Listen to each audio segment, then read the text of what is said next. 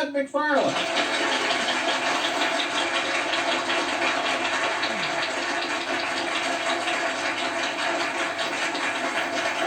Okay. No. Guys. Gee, I'm like Johnny Carson. Okay, we're here today because we've got a big group of people out here that collect comic books, that have been collecting comic books for a lot of years. I collect for a lot of years. I get to now draw them professionally, which is a great living.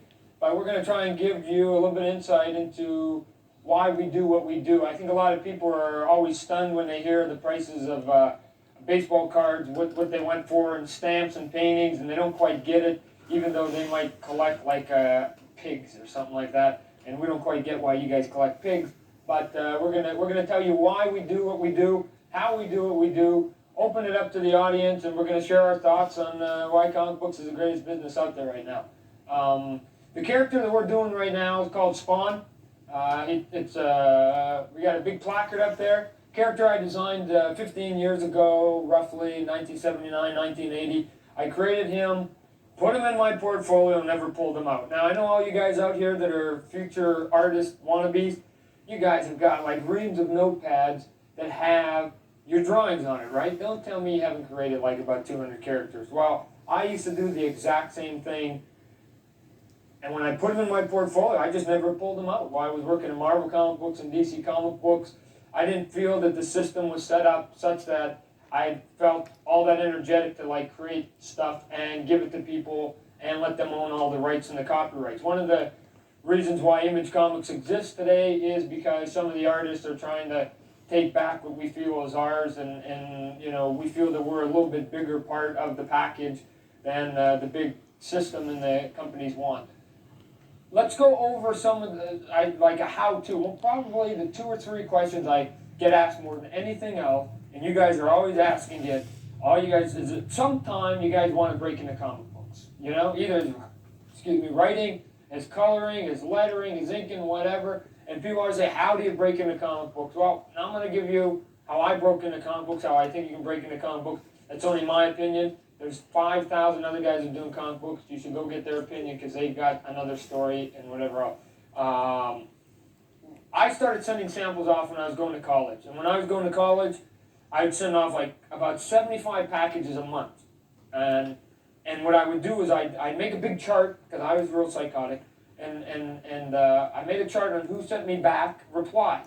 Good, bad, or indifferent, I didn't care. See, the guy who goes, I sent off a sample and I got a rejection letter, buddy, I got a sack, I'm telling you guys, a sack at home that's got over 300 rejection letters. And it goes, you aren't very good, you've never been to comic book, signed John Byrne. Wow, I got John Byrne's autograph. Well, Terry, I got more autographs that say, you suck, Todd. Then I'll go, oh, cool. I just like cut out the letter and I got like their autograph. But it's an easy way to get autographs, sending off sample. But you got to be diligent. It took me a year and a half. I know some guys, there's some guys like Art Adams that were so talented at the beginning, got in like in months. But the average guy takes like a year to 3 years to break in. Comic books is no different than any other occupation. You just got to beat the pavement. You got to tell them why they should hire you. Give them all the reasons why they should hire you. And just keep coming back in their face. I honestly believe that they hired me because 800 packages later, they got sick of my packages. And they go, instead of 75 packages a month, give the kid a job, you only get 1 package a month. You know what I mean? I think I was just so much a pest, they just gave me a job because when I got my first job in Marvel comic books, I'm drawing, and I tell people, send your samples to every single editor in the business. And the reason is you only got to find one guy that'll give you a job, right? The process, the rundown of doing a comic books, just to break it down, is you have a writer, you have a penciler, you have an inker, you have a colorist, you have a letterer, and you have an editor. You mix all those people together, you get a comic book. If you look at the credits, on the inside of the comic books, if you look at the credits, that's who they generally list. Now, some people do more than one job. I do 3 jobs. I write, pencil, and ink, so the list of credits is a little bit smaller in our book. But what you're going to do, the average comic book goes something like this. You come up with the story. So you're doing Rutabaga Man. Okay, so the writer sits down and he comes up with a plot for Rutabaga Man. Okay, now the plot can consist of anything from 1 page to 5 or 10 pages, and all it is a general outline of what we do. So I take the plot and I go, oh, okay, Johnny comes in the door, says hi to his grandma, and sits down on the couch. I think I can make that 1 page. So and what I usually did is I would get like 4 or 5 page plots, and because we need a 22-page comic book, then I just kind of ticked off at the bottom of each page that I have to be at page 4, 8, 12, 16, 20, and then wrap it up on the last half a page, and I generally got through 22 pages. After the plot's done, and they give me because I was a penciler, they give me a rough idea what the story's all about. They don't do the dialogue, they just give you a rough idea. Once they give it back to me as a penciler, I've got to like put pictures to this. And this is where, as the artist, you actually get to like put the pressure back on them. The plot puts the pressure on you.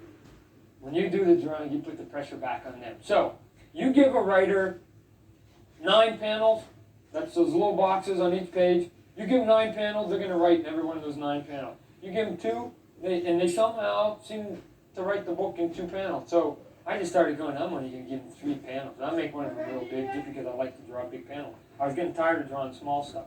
But after I break it down, we send it back, when I've got all the drawings, we send it back to the writer who gave me the plot in the first place.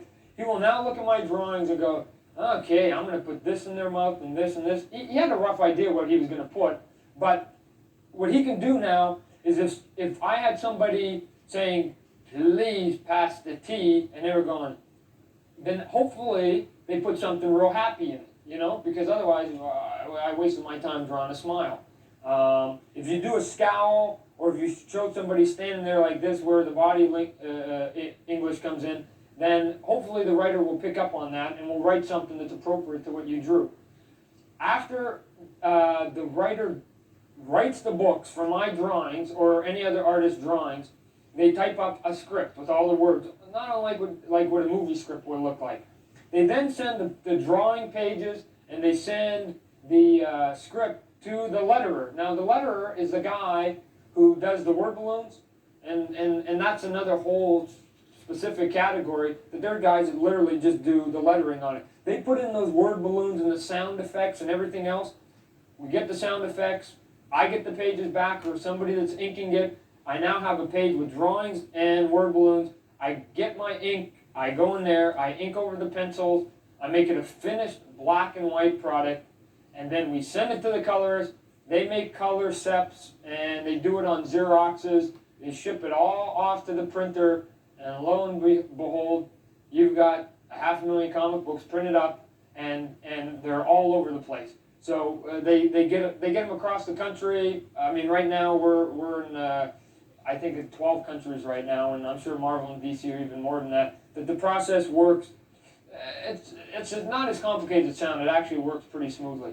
The paper size that we use is 10 by 15. So for any of you guys out there who want to break in doing artwork, we use 10 by 15. If you're an artist, then you want to do what we call plot synopsis. Don't write a script, just write like a 1-page story about something, and then when you're handing that to editors, because the editors are the ones who give you the jobs, they're going to look at that, and they want something they can read like in 5 seconds. They don't want like a 3-page thing, because they don't have time to read 3 pages right there on the spot. So give them something short, and if they like what they see short, they'll usually ask you to expand on it. If you're an inker, the 2 things that we do inking is you either use a brush or you use a pen. And right now, a pen seems to be pretty popular among some of the young kids right now. But the pens that we use, I'll just do a big diagram here, hopefully we can get it on the screen here. The pens that we use are these little fountain pens, you know, you dip into the inkwells, and they're the ones that kind of look like a little teardrop like this. And then they have like a little feather line in here. And here's the holder, and here's the pen tip right here. The pain in the rear of that is that, I mean, you draw 2 lines, you got to dip, you draw 2 lines, you got to dip. But you can get a real fine line with those things right there. The other tool that they use is just your standard sable brush.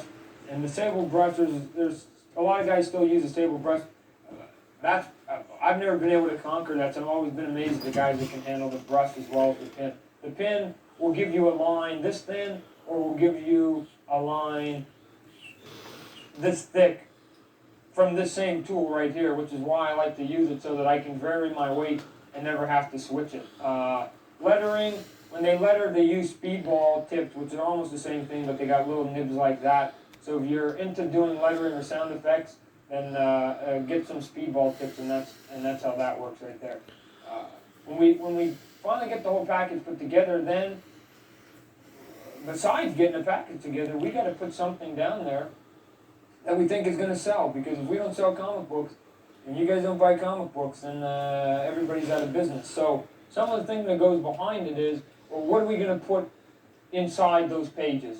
That's why I like to draw big stuff. I always tell people, I can't teach you a style.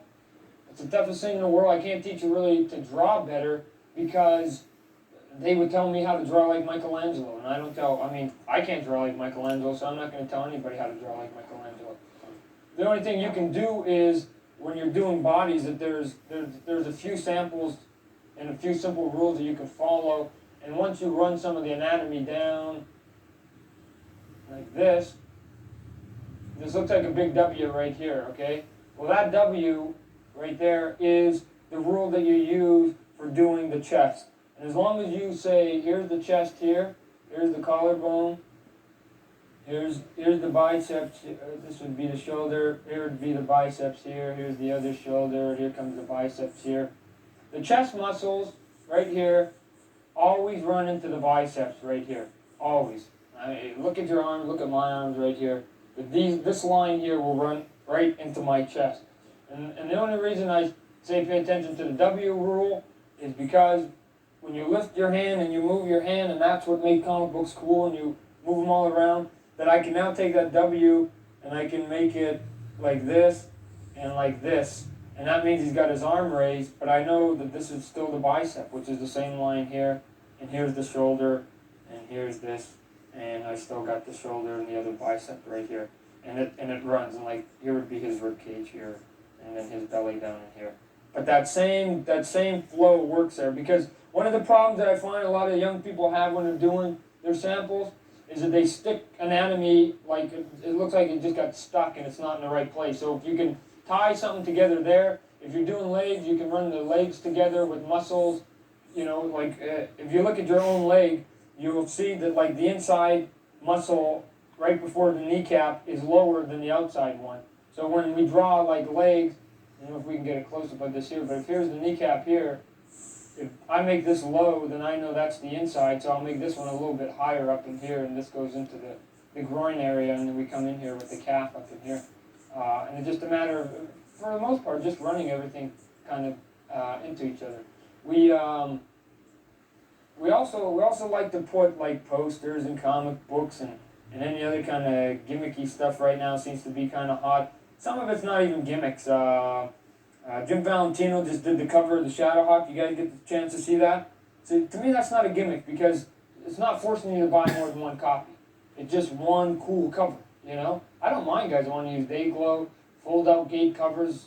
There's not like 8 parts to it. When we did the Spider-Man, you know, some of the people marketing did multiples of it. I'm not really all that excited about it. But some people like to collect all the variations. They get like a black cover and a green cover and a gold cover, and that will be the exact same comic book for the most part, except for something small, sometimes big, will be different, and they've got all the variations that are in the comic book. The other thing that I have people come up to me and say is, like they'll see like Spawn #1, and it's got like 1, and it says May 1 on there. The one is the first issue, right? Now, we've been collecting for a while, so we know that, okay? But some people haven't been collecting are somewhat confused. They think that it came out on May 1st. And then, like, of course, the June 2 book, they think it came out on June 2nd, and so on. And so, you know, until you get to, like, issue 32, and then they're stumped, you know? How can it be 32 days in a month? No. That's why you've got issues like Batman that are up over 500, Superman that are over 500, other books that are in their hundreds. and stuff like that. It's just a way for us to tell you whether you missed a book if you want to collect them all in sequence or whatever you're doing with that. Some of the other things we do, we buy the backing board. We preserve our comic books. I'm sure most of you guys here will preserve your comic book. I think there's various reasons why we do that. Some for value, some just because we want to keep them around for a while, and some we want to give to our kids. I mean, there's 100 reasons why. Some people collect more to speculate. I don't think speculating is a bad thing. And some people collect just for the sake of collecting, and they bend up their comic book and they ram it in their back pocket. That's cool too.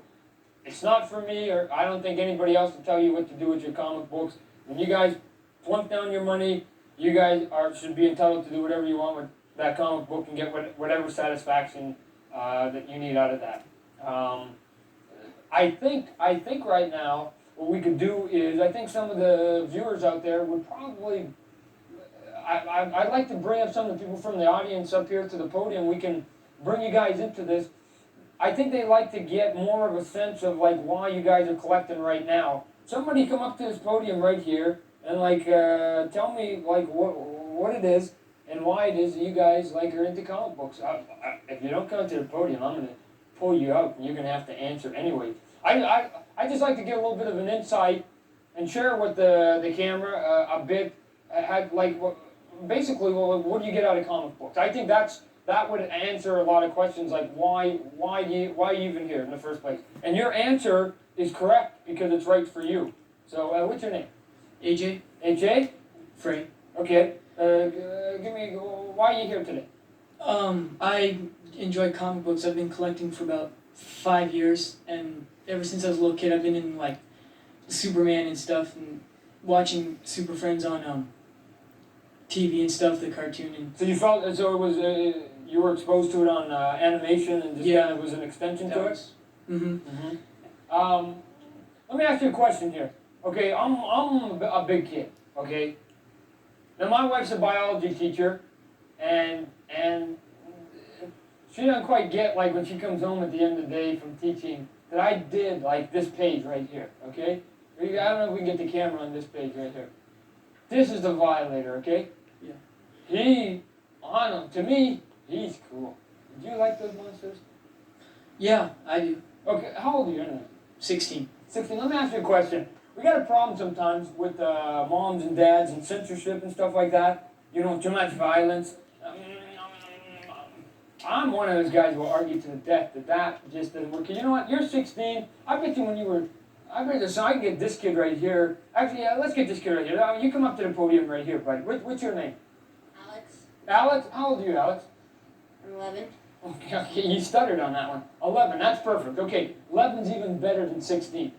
See this guy right here? He's a 7-foot iguana monster that goes around killing mafia dudes, right? As an 11-year-old, please answer this to the nation. Do you think that guy exists out there? Did we get a close-up? I hope we got a close-up of that head now. Does he make you want to go out there and like rip people's hearts out? No. But he's cool, right? Yeah. You know what, moms and dads, I'm sorry, but see, when Bugs Bunny pulls the trigger on Elmer Fudd and blows his head up, they know that's a cartoon. When they see a giant 7-foot monster, they know it's a comic book. And when they go see the movie Aliens, they know it's not real in their mind, you know? And I wish that some of the adults out there would give the kids a little more credit that they actually know what's real and what's not real, and comic books aren't really destroying this country. Okay, thanks, bud.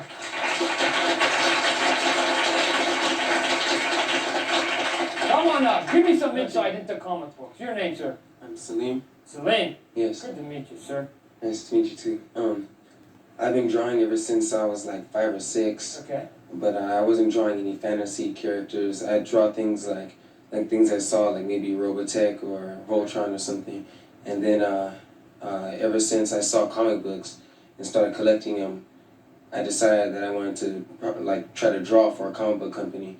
I wanted to know how did you get started in drawing, and where did you get the imagination drawing? Okay, here, let me just give you the little spiel, and you're going to go ask some other people here at the convention. They're going to tell you the exact opposite. So that's okay, because I'm just giving you my opinion. learn to draw from comic books. That gives people a heart attack. You know what I mean? They all say, learn to life, learn from life, learn from life. Forget it. That's just my opinion. Forget it. You know why? Because you know what makes comic books the coolest? Stuff that's not real, okay? Now, when you pick up a comic book that you like, the little 11-year-old right here, he likes this comic book. He doesn't sit there and pick that thing open and go, those are incredibly well-detailed bricks on that building, you know? Look at the detail of that fawn and that fawning and that tree, and look at the gate railing, and look at that exquisite Italian architecture. No, you know what they go? Oh my God, look at that bazooka that weighs 9,000 pounds. Look at that violator that's got fangs out to here and a tongue down to here. Oh my gosh, look at that guy getting blown through that window out of a spaceship. The things that make comic books cool, superhero comic books, not some of the other stuff, superhero comic books are not taken from life, okay? But you know what?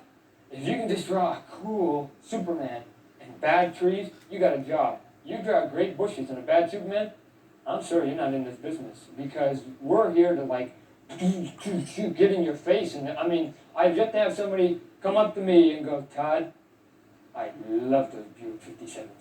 You know, I don't care about the cars. They care about that Spawn character coming up there with the cape that's 97 feet long. I mean, that's not natural. You know, look at this one with him jumping down. Get a close up of this one behind me here. That's not natural clothing. But you know what? That looks cool. I'm sorry to say. It's flowing. It looks like wings. I mean, what, you know, something's happening there. So comic books also inspire you to draw more. You can go into either art school, you can go into a tech school. I always tell people go into tech school because they teach you practical stuff. You can come out, if you don't get into comic books, you can do, you've got a degree that like lines you up for stuff. Anything to prompt somebody to take on a vocation or a job, I also think, Mom, Dad, that's good, you know? And if we're prompting them in any way to say, yeah, I want to be a writer, I want to learn to write better, I think that's good. So, thanks. And we're going to have our last little guest, little Johnny Pumpkinhead. Come on up here. Now, do we got a camera on him? What's your name? Mike. Mike? Yeah. I think this guy likes comic books. Look at this hat. This guy's hat weighs more than my daughter right now. So, that's cool. And he's got 3 image buttons. I don't see this. Oh, and a spawn button. Oh, he's got the. Oh, and he's got spawn button. This kid's cool. Okay. Now, tell me why you're here. Okay, well, I got started. How old are you anyway? Excuse me. I'm 13. 13, perfect. Yeah. I got started about a year and a half ago, and my best friend, he was like totally into it, and he's like trying to get me into it. I'm like, yeah, all I like is baseball cards. Yeah. Yeah. So then finally he like keeps bugging me enough, and then I buy a comic, you know, buy 2, you know, then it just keeps spreading. It started in the Spider-Mans, and then. So you're a comic book junkie is what you're telling me right now. Yeah, I got You're hooked right now. Yeah. Where do your kids get your money? I mean, I'm seeing kids. I mean, you guys got bigger bills than I do coming. Like, where are you guys getting your money from? I mean, my book's $1.95. That's not cheap. The average comic book's around $1.25 to $2 right now. If you collect 10 or 20, I mean, you're up to 20, 30, 40, 50 bucks in a month. Yeah, I gotta know this question. Where do you guys get that cash from? Is there just a lot of generous moms and dads out there? Like, Well. or is there some cute grandmas and grandpas that are generous at birthdays or what? No, I like babysit for $5 an hour, and then you know, and then I go and mow lawns and. Moms, do you hear this guy? That's responsible. Comic books is teaching him to be responsible. That's good. I like that. He's mowing the neighbor's lawn and babysitting the kids. Don't leave any spare change around. He'll probably pilfer that while he's babysitting. But this kid is out there making an honest living at 13, so he can go get comic books. So I don't see any bad in comic books. We're going to end up wrapping up. I'm going to do a little quick sketch. I want to thank you, the audience, for right now, for coming up and sharing your thoughts, and I appreciate you coming. Thanks, bud.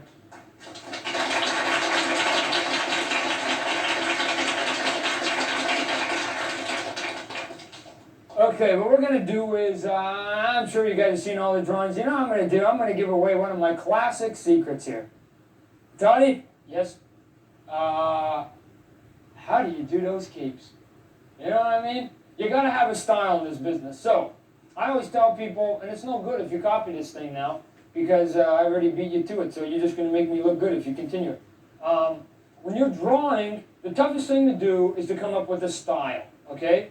If you can show somebody your artwork and they go, oh, that's Joe Smoley, oh, that's Roger Potato Man, oh, that's the best thing that can happen to you, is that people recognize your stuff. I don't care if they hate my stuff. You know why? The worst thing in life is that they don't react to you. Now, when you're going to try and come up with a style, everybody should come up with one thing, at least, that they do better than anybody else, or at least different than anybody else. So if you're going to break into business, then work on doing the best eyeballs, work on doing the best hands, the best kneecaps, I don't care what it is, the best trees. I wouldn't take that one, but, whatever. But I like to draw capes, and I'm going to tell you how I draw capes here. If you take, the average guy draws a cape, okay, this ain't going to be very good, guys, so give me a break. We're down to the wire here. Here's this super dude, okay? San Diego super dude. Okay, now, most people when they did their capes with this guy, they did those little squiggles. Nah. You know how I do my capes? You guys ever made paper airplanes? I'm sure you all have. Throw one from the 30th floor. It's really cool. The air makes it go up. My capes are not cloth. My capes are paper, and they're paper airplanes. So that's why I've got spikes on everything. So what I'm doing in most places is just folding the cape. I'm pretending that there's 97 gallons of starch in it, and I'm just going to go fold, fold, fold, fold, fold, fold, and it sits there stiff as a board. So I draw the old super dude here. He's got a grin because he's going to get the bad guy. And he's got his cape here, and we even give him one of these little thingamajiggers like the big Spawn Meister. Okay, we got him here. When I draw that cape, a lot of times I just draw squiggles and then I connect them later. So I'll go, okay, I know that I got to come from the shoulder up in here a bit, and then I literally just go, and then I come in here with this one, and I come in here, and I go like this, and then I'll come up in here like this. And it doesn't look like nothing, I guarantee you right now. But then what I have to do is go, Toddy, you better I put the pressure on myself. And I go, you're going to have to somehow make that come up here, and then this one is going to have to fold up here. We'll maybe make this black because that's on the inside here. I'll go like this. This one here, I can connect up here. Since all of them are originating from a certain point, I can feather them all down this way like this. Make some go underneath others. You can go like this. We can get this where you can make it look like it's twisting in and of itself, and then you just kind of fill in the gaps and make some black ones someplace else. If you're going to do one cutting over, then I like to put like a shadow in there so it looks like that it's actually above, flipping up and over on one. I'll usually make the inside ones black or something like that. Let's see if we tie this one here, here, here, here, here, here, here, here. If I was to make this black, and this black, and this black, and this black, we have, and I do it with a lot more detail, and I take my time a little bit more. If there'd be a wrinkle here on his back, he's standing there, and he's got a cape that's flowing all over the place. Is it real? No. Does it look cool? You betcha it does. So, thanks for your time, and we're going to get out of here.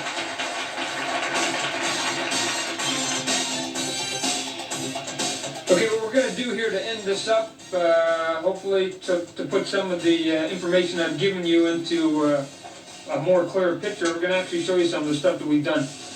We get a close-up on here. I write and I pencil and I ink my own comic book, so I do things a little bit different than a lot of people. What I usually do is number a page from 1 to 22, because I do 22 pages of comic book. Write myself, I already know in my mind what the story is, so I don't really give myself a big detailed plot to myself. Give myself one sentence for each page that says the killer Flash is having a good time, blah, blah, blah. And I know what that means in my mind's eye. If you're working with a writer, then you don't have to worry about it because they'll give you a full 3 or 4 pages and they'll really describe everything. If we go to page 7 here, Page 7, the way that I want to lay it out is I've got 1, 2, 3, 4, 5 panels here. And what we're going to do is we're going to establish, first thing we want to do is establish where we're at. So right here, a lot of times when I'm doing little stick figures, we call these thumbnails, I just give myself a couple of notes so that I can, sometimes when I come back I don't even know what I drew on there, and I just gotta have something to clarify. This is gonna be a down shot of a house. I could have made a straight on shot, but I figure we'll come into the house, it's nighttime, we'll come down. Here's mom holding the baby, here's the baby's crib here, which is what these crossbar lines indicate to me, and I'll have a door behind her. She'll lay the baby down, this will be the baby, here's the face here, here's the eyes and the hair and the nose and the mouth, and here's mommy's hand laying her down in the crib here, and I'll put the crib bars back in here and some stuffed toys and stuff like that. She'll walk out of the room thinking about something. Here's the crib here, they'll be in the foreground, and she walks out, she'll be in the background, just to give an illusion of depth again. And then what I'm going to do is I'm going to cut to the spawn, was actually this woman's husband who died 5 years ago and has come back to life. And I'm going to make it so that these two poses right here look the same, so it's kind of like a little bit of a transition and symbolic thing. Now, once I've done these 5 panels here, and I know in my mind what I'm going to do, then it's a matter of fleshing them out, giving myself the detail, and then coming in there and inking it. Since we've only got a few more minutes here, I'm going to skip the roughs. I mean, the roughs are a little bit tighter than this, but here's the page. It's 95% done. I still got, and about a half an hour still left on this. But this page right here will indicate everything that I put down here. Here's the down shot of the house. I've put in the writing and the word balloons, so we've got all that in there. Here's mom carrying the baby into the crib. I added some stuffed toys. I got 1, 2, 3, 4. I always put a Felix the cat, and here's a little Cerebus here. So sometimes some of the quiet panels that don't really have a lot of action, you can have a little bit of fun with by adding things into the background and stuff like that. Mom lays the baby down right here, which is the shot of the little baby sleeping, and I'll put in some extra lines afterwards and dilly in it and put the eyebrows on her and the eyelid and stuff, so she's completely detailed up here. Again, the Felix the cat in here, so that there's a continuity of one of the toys is still in the same crib with her. She's got a bottle. Mom leaves. This had to be black. As she leaves, here's the Cerebus toy, which again indicates it's still the same crib from here to here. And then we cut to that same shot. Notice I have the heads pretty much in the same position. And as she says a little prayer for her daughter to have a sweet dreams, sweetheart, and we use that in conjunction here with this panel so that it almost seems like she's whispering it to her husband, who she doesn't know is alive right now. Again, I got some debris and some garbage back here, and we can put like friends' names or whatever. Frank Miller and Alan Moore are going to be doing some work on Spawn, so you can put people's names in it. And I mean, there's a lot of places to have fun with comic books, but the other thing that you also want to look at too is the way that you put in the blacks. And since this is nighttime scenes, the blacks really add a lot of weight to this page, and then I border it all up in black. And this page looks good enough right now in black and white, and so when we color, it's just going to add that much detail to it, and maybe we'll have a lighting effect coming from this door open up here, and this door is opened up here, and maybe a little bit here, and then he'll probably be mostly in dark. This window can be lit up. There's a lot of different mood things you can do.